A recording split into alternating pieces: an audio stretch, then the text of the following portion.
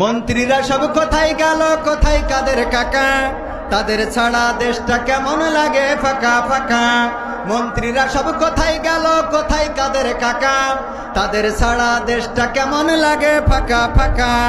পালাবো না, পালাবো না, দরকার হলে ফখরুল সাহেবের বাসায় উঠবো। ঠিক আছে তো? পালাবে না, পালাবে না, যাই না তবু দেখা। তাদের ছাড়া দেশটা কেমন লাগে ফাঁকা ফাঁকা।